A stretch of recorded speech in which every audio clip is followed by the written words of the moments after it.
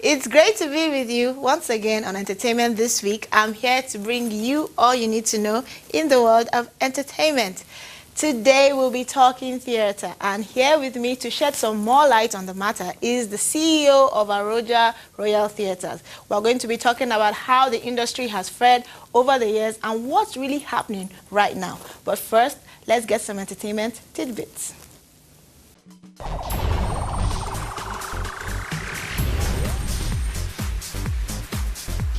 The 1960 music group Hypertech Digital and Two-Face Idibia recently announced the launch of Two-Face Idibia's The Ascension Club Tour.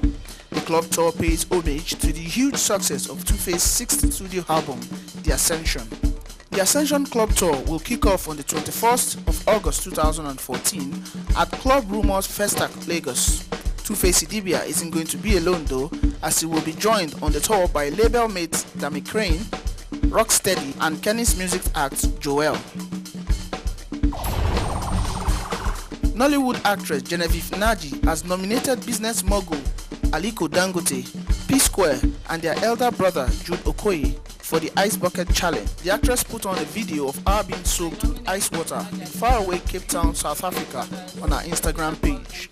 She was still announcing her nominees for the challenge when she got unexpectedly drenched.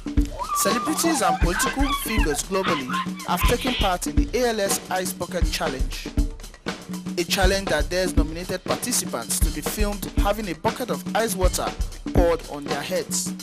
A common stipulation is that nominated people have 24 hours to comply or forfeit by way of charitable financial donation to amyotrophic lateral sclerosis ALS victims. Genevieve Naji was nominated by Togolese footballer Emmanuel Adebayo. Miley Cyrus's upcoming concert in the Dominican Republic has been cancelled after the government banned her from performing on grounds of morality. The commission that oversees public performances said the pop star would not be allowed to hold a show on September 13th because she undertakes acts that go against moral and customs which are punishable by Dominican law.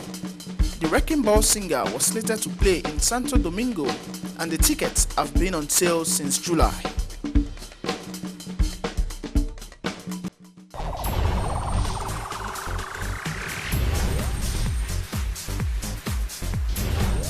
Welcome back from Entertainment Tidbits. So joining me today on the set is the CEO of Arojah Royal Theatre, Jerry Adesewo. Thank you. I hope I got that right. Yeah, so that's right. And what you probably also got right is the CEO thing. Well, in our world, we use artistic director. CEO sounds very big, corporate, official. Of course, because theater is also business. Yeah, so. And you know, talking about theater is something that I have not really heard, you know, for a while. And I remember, you know, growing up and some years back, when you hear about theater, you think about cultural dances, you think about, you know, everything, Nigerian culture. I don't know how far that is right now, as in, do stuff like that still happen, or are we kind of branching out right now in Nigeria? Of course, it still happens. I mean, albeit on a daily basis, I would say. Maybe the awareness is not as it used to be in the past. There was a decline at some point, I must agree with you. It's not what it used to be, but the truth is that theater is still pretty much around. Okay. Theater is, we're all theater in the first place. I mean, all our daily, you know, activities, everything we do, even in the corner of your room. When you bring people to stage, they say, oh, no, we can't do this. But when they are in the corner of their room, they do more than, you know, actors will do on stage. I think the difference is that people are watching you. People are watching you. So theater is still pretty much around. But there has been a decline, and that is what we are working towards. Is it still very much steeped in Nigerian culture? Oh yes. I mean, though we are moving towards what is called contemporary theater these days, but that is not to say we are losing sight of the role of theater in, you know, orientating the Nigerian populace in terms of our culture, in terms of our ways of life and other things. Yeah. So in terms of doing that, theater is still pretty much around. Okay. But because our world is moving fast, digitalized and everything, so we have more of contemporary theaters now than the epic theaters, the cultural theaters we are used to. But in every theatrical production that you get to see, there is still an element of our way of life, which is culture. Okay, and in the Western culture, when you talk about going to the opera, it's viewed as an upper class thing. Going is something that is like a higher form of art. How do you think the Nigerian populace view going to the theater? Do they look at it as, okay, maybe it's for the rich, maybe it's for the educated? What do you think are views on theater?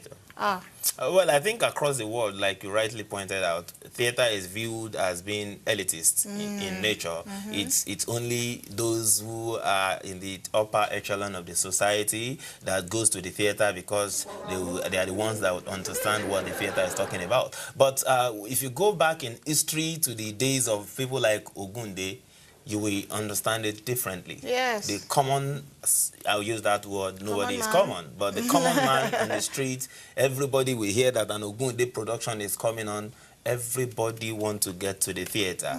I think we need to go back to such time. As it is today, I will agree with you to a large extent that theater is still elitist. We just finished a production where the people you see come to the theater are the literate people, people within, in the middle, upper class. Now, those within the lower class, it's not that they don't want to come to the theater. It's not that they don't get to understand theater. If we still have people like Ogunde around today, if Ogunde would only appear on stage, just him, it's just enough for people to go to the theater. Yeah, and you mentioned, talking about, people like Herbert Ogunde, Wole Soyinka, they had so much influence on theater.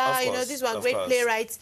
Why do we seem to have a lack of, such great people in the theater world today? We still have it. It's just that the orientation is a little bit different now. Our world is fast and furious now, and everything is fierce. Everybody is running. The rat race is, much more fiercer than it used to be. We still have people like RMD. You still have people like Afizo Yetoro.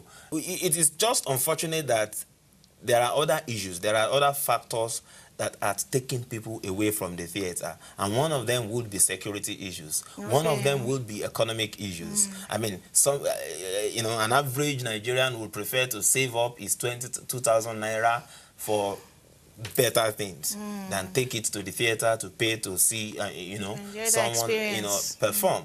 But for those who understand it, it's much more than 20,000 naira. Generally speaking, I have to admit that when I see plays on stage and I compare them to the usual Nollywood movies, definitely the content is much richer. The conversation, the dialogue, and the storyline is much more intelligent. Generally speaking, that these are people who are really passionate about what they do and know what they do. That's very true. And I think that a lot of times it's like what you said. There's a serious message that is passed across. That is passed across. It's not just to for instance, not just pick up a play because it's a play and because we want people to come around and to shock people with maybe like all this blood money, ritual killing kind of things. Of course, it's about serious issues. It's about the social relevance. Maybe that's why a lot of people still see it as being elitist. Because if you ask the woman selling groundnut oil somewhere in Wuse Market or in Kubwa, what is her concern to go to the theater and say, I mean,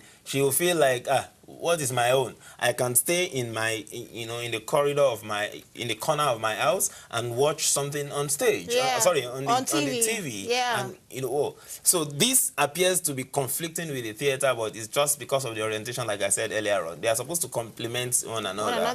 Because they are two different, sphere of endeavor as far as theatrical production is concerned. And I wonder, with your experience, do you believe that maybe the Nigerian theater is maybe up to par with internationally? Can we meet up? Well, that's a tricky one, but I'll take it this way. Okay. The truth of the matter is that Nigeria have the potential to do whatever it is done anywhere in the world. Now, if you take a look at the theatrical world, the theater community across the world, I bet you that in the major countries of the world where you have superb theater culture, by the time you list 50, you will definitely find a Nigerian there. A B. Bandele Thomas, for instance, is making wave in the UK. He's one of the major and commissioned writers for the Royal Shakespeare Theatre in the UK. The young man, Edun, I can't remember that name now, in Merlin, in the Merlin movie, is a Nigerian. Wow. And there are so many. There is Chiwetalu, Chiwetalu, and so many of them like that are making serious waves. Now, that goes to show that Nigeria is... People will always say no because they're outside. Yes, it helps a little more because they have the structure to, the opportunity and the structure to thrive on. Now, so Nigeria has what it takes to live up to international standard. What we don't have is the enabling environment, is the structure, is the willingness both from government, from corporate societies, and maybe from individuals as well. That is what is lacking. With all these issues, you have a business and you have a theater. Yeah. Are you making profits at all? How can you make this a successful business? Is it even a profitable business to go into right now in Nigeria? No. Capital no. Right now, as in, if I have to go it by a question, right now it is not a very profitable venture to go into. But at the same time, you have to start from somewhere. We want to fill a gap. Take Abuja, for instance. Abuja's officialdom is, almost getting out of hand. People don't have alternative means of relaxation, of spending their weekend. They rather probably go to the bars. And I know people who travel all the way from Abuja to Lagos every weekend. Just to especially get... some expatriates. Because they know that in Lagos, you have about 3, 4, 5 theater or whatever shows to pick from. To go to, but it's not the same in Abuja. Now, why is the Abuja situation that terrible? There is no structure, there is no theater. We have conference rooms, conference halls that are not purposely built for theater. And so that's one of the challenges we face. So if you are talking about the business of theater, there are a lot of things you need to look into. At the moment, majority of Nigerians don't have the economic power to come to the theater. Like, am I willing to spend 2,000 naira on a weekly basis or on a monthly basis to go see theater? And now when you look at the cost of production, now you get to understand that you have to now even the theater and you fix it at the lowest possible price. The lowest possible, in my opinion here, would be 1,000 naira. Now, if you fix 1,000 naira for a production, and you are lucky, I use lucky, your marketing jobs were well done and all of that, and you are able to have 100%, that should be like 100,000 naira. Now, ideally, if people have to earn a living from theater, at least after 8 weeks of rehearsals and endeavors, a single character should collect 100,000. Yes. That is why people are running away from live theater. That's the truth. Yeah. Because it takes you about a minimum of 4 weeks, depending on your experience, to get for a theater. And this 4 weeks is like every day from morning till night. Every day. There is one thing with the artistic mind, the creative mind. The show must go on. Yes. A lot of our members are passionate. So even I was just thinking that actually you are basically living on passion right now. But that's not good enough. That's the point. That's not good enough. At the moment, we are living on passion. And passion not in the sense that after doing everything, you will not get money. But you are not getting what you are supposed to get. Yes. I'll tell you, I am also involved in radio productions. I am also involved in television productions. If I have to do a movie, for instance, and I cast you to do a movie, at best, I just say, okay, you are playing this role. Take your scripts today. Cut, join, cut, do it again. That. In a day or two, you are done. In Nigeria, we record movies in 3 days, full-blown movies in just 3 days. Because we are also trying to avoid the cost of production if you keep it too long. Yeah, I get that. Now, that is... So with this huge cost of production, I can imagine how there's no profit. Yes. Now, where, your only way out would now be corporate support. So we will take a short break right now, and then we'll be right back to jump into the world of drama and theater with Jerry. Don't go anywhere.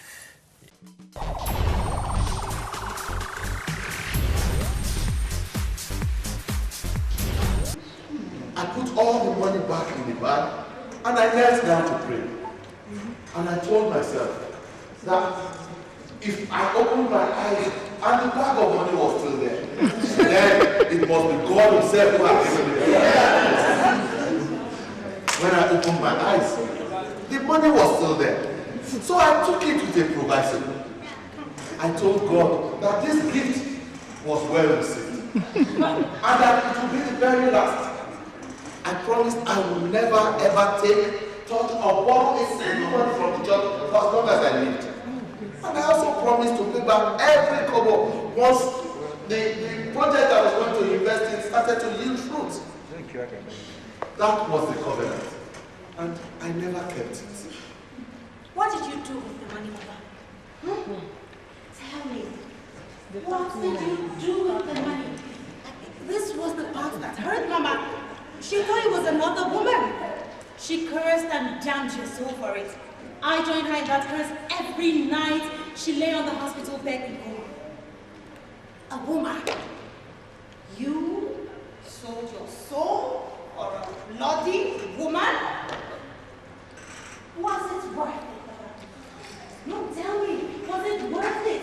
Was it worth everything, losing our family name, everything you had worked for, your disbarment from the legal profession?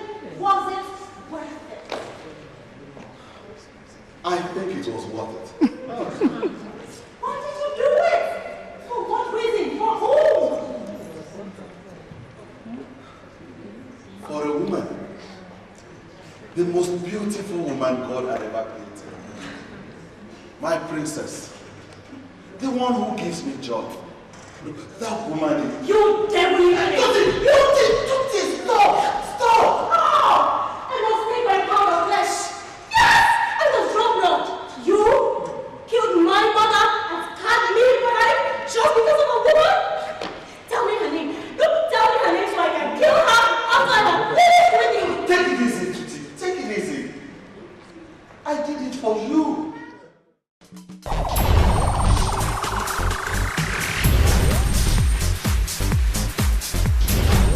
Thank you for staying with us. So I'm here with Jerry Adesewo, the CEO of Arojah Royal Theatre. Yeah. And we've been talking about the many challenges that you've been facing in theatre.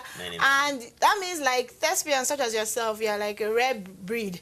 So what has kept you going on in spite of all these many challenges and everything? What keeps you moving forward still? How many years has the theatre been in existence right now? Theatre generally? Or No, yours. 2007. So wow. This should be it should be seven. You've survived 7 years. Yeah. What has kept you moving forward? Well, sad to say, I mean, I would imagine, but I'll start from where we left it to say passion. You know, that the first thing, because but for the passion, I probably would have gone the same way every other person has gone, because you know, people will tell you the effort you put into this stage, once in a while stage production, you just keep the money together, you will make, you know, 2 movies, and I mean, but I want to make movies, but I want to do theatre basically. So the passion has been the for thing. theatre, there's something a bit more alive about it. Yes. Something more, yes. Even permit me to use the word again, more passionate about theatre. Yes. And I don't know whether it's right. I hope actors will not get angry about this, but the actors on stage seem more talented. They seem, because it's like there are no second takes. Yeah. So everything they have to get it right. You mess it up, you mess it up. So now so that's the interesting thing. But so now for us at Arojah Royal Theatre, in the first place, the main reason why eventually we decided to, you know, bring up Arojah Royal Theatre is that there was a missing gap to fill, which I mentioned earlier about Abuja. Yeah. No alternative means of entertainment. And it's quite embarrassing that we are here, we are theatre people, we are, you know, and people don't have a means of, see, don't let the challenges bog you down. Life in itself, generally, it's challenging. Yeah. So I called about 3 of us together. I said, we have to do this, whether we are making money from it or not. Let's start. And another thing that you're doing doing is the monthly play reading session. Yes. So tell us about that. How is that going? You know, when we started in 2007, amateurly, let me put it that way, then professionally in 2010, I would say. Okay. Now, we still discover that we are not able to keep up with our intention of bringing up a production on a monthly basis. We want that at least every month or bi-monthly there should be a play on stage.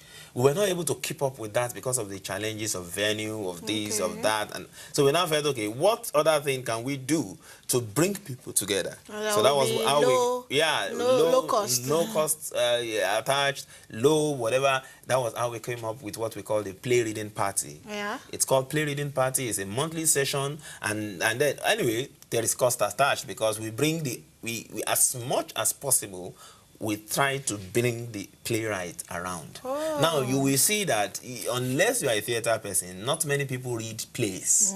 You read poetry, you read prose, novels, but plays, the expectation is that plays are meant for the stage. So if you don't stage a play, not many people will look its way. So we felt like, oh, that's another way of getting people. So we are doing about 3-4 things in one, bridging the gap between one production and the other.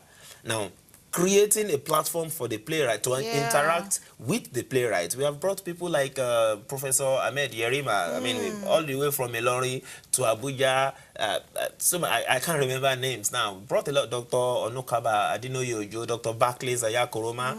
These are big-time playwrights. I mean, not to mention the up-and-coming one, because we are trying to strike the balance. That's the whole essence, a platform for people to... A lot of people will say, why is it always Wole Soyinka's play? If it's not Wole Soyinka, it's J.P. Clark. It's not J.P. Clark. It's... where are the younger writers? So we also felt like, okay, there are young writers. I have loads of plays by young Nigerians that are excellent. Some of them, respect to the grandfathers, better than some of the plays by these our... How would you say the reception has been in Abuja? What's the... For theatre? Yes, for the play reading, the attendance and everything. The reception has been wonderful. Whenever we have the play reading session, we have people come around, and one thing we do is this: we don't just read the play, we look at the social relevance, and that has been the carrots, let me use it that way. Yes. You know, it stirred discussion. We talk about issues related to Nigeria, how that play relates to issues, you know, and in most Nigeria. times the plays do, and I mean, in your own opinion, do you believe that to be an actor, it's kind of, it must be like a natural born talent, or you can be trained? Okay, you've been asked this like 100 times, right? It's you know, it's actually a very serious topical issue, you know, around there. And you see, actors, the question has always been, are actors born or made? And you know, I did an article at the point which I titled, "Actors Are Born Made." Now, the idea is this: I have a pair of shoe. Very good one, dumped somewhere, cluttered with dust. And if I don't pick up that shoe, shine it, put it on, you go to some places, the security reception will just look at you and they tell you your guy is not around. After assessing you, they'll tell you your guy is not around. Now, if I don't pick up that shoe and shine it, it's not going to be useful to me. That's the same thing. That's the way I would like to explain this. Yeah, there are people who are born with that talent. But you have to work the skill. But you still need to work out the skill. You need to sharpen it. That is where education now come into it. Because if you are born an actor and you don't do nothing about it, like we said earlier on, we mentioned that there are people, they can do things in the corner of their room, but when you bring them on stage, they can't do it. Now, there are people who and meanwhile, there are tools to handle, you know, the shyness and everything. Yes, you need to understand the basics. They will tell you in literature, especially when it has to do with poetry, that you need to learn the rule. When you know the rule, then break it. Yeah. About being born or made, it could be either way. There are people today, I would not want to mention names, in the Nollywood and even the stage version of the theater. I always don't like to separate the two. Yeah. Because it's one and the same. Now, there are people today, I know, my own sisters, my own brothers, when I put it that way, there are people that have inspired me in this theater world. That didn't go anywhere near going to theater school. Didn't go to school to study theater. But they belong to the one of the best set of theater. One of the person, that one I can mention the name. You know, for somebody like Niji Akoni. Okay. If you know Niji Akoni, is rated as one of the best directors in Nigeria today. He didn't read theater. Amazing. He's a medical doctor. He's medical doctor. Wow. I have a brother called Wale Oguntokun. He's the artistic director of Renegade Theatre in Lagos. I mean, one of the best at the moment. They are in which country? What's this country now? As we are speaking, Edinburgh.